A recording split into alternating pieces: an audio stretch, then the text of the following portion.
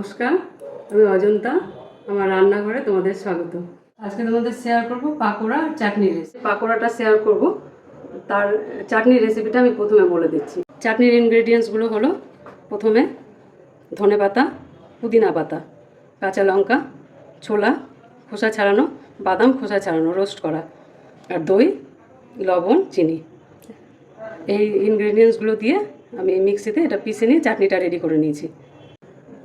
আজকে যে পাকোড়াটা করব তার ইনগ্রেডিয়েন্টসগুলো হলো আলু সেদ্ধ, মুসুরির ডাল সেদ্ধ, পেঁয়াজ কুচি, রসুন কুচি, লঙ্কা কুচি, আর একটু জোয়ান, কালো জিরে আর জিরে, আর একটু বেসন নিয়েছি, সামান্য একটু সুজি মেশানোর জন্য, আর লবণ, হলুদ। এই সবগুলো দিয়ে আমি এটা ব্যাটারটা রেডি করে নিয়েছি। এটা গরম হয়ে গেছে, এবার আমি পাকোড়াটা ভাজবো।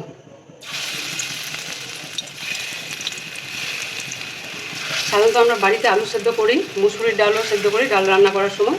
একটু যদি তুলে রেখে দিই আর পরে বিকালের দিকে বা কেউ আসলে যদি এই পাকোড়াটা করা যায় আর চাটনিটা অবসর সময় করে রাখা যায় তাহলে খুব ভালো, বাইরে থেকে কিছু কেনার দরকার হয় না।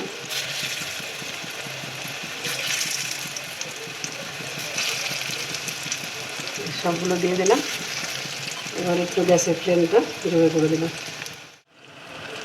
পাকোড়াটা ভাজা ভাজা হয়ে এসেছে, প্রায় তোলার সময় হয়ে গেছে। তোমরা এই পাকোড়াটা যদি কেউ আমিষ করে খেতে চাও তাহলে এর সাথে একটু ডিমও মিশিয়ে নিতে পারো। হ্যাঁ, এটা তোমাদের চয়েস। বা একদম যদি মনে করো নিরামিষ করবো তাহলে পেঁয়াজ না দিয়ে একটু বেসন, সুজি বা চালের গুঁড়ো দিয়ে অ্যাজ ইউ উইশ, মানে যেভাবে তোমরা চাইবে সেভাবে করে নিতে পারবে। পাকোড়াটা রেডি। এবার আমি একটু চাটনি দিলাম, এবার সার্ভ করবো। পাকোড়াটা টেস্ট করবো চাটনি দিয়ে। মুচমুচে হয়েছে, খুব সুন্দর। চাটনিটা তো খুব সুন্দর হয়েছে, পাকোড়াটা খুব সুন্দর হয়েছে। বাড়িতে তোমরা করে খেও আর জানিও কমেন্টে।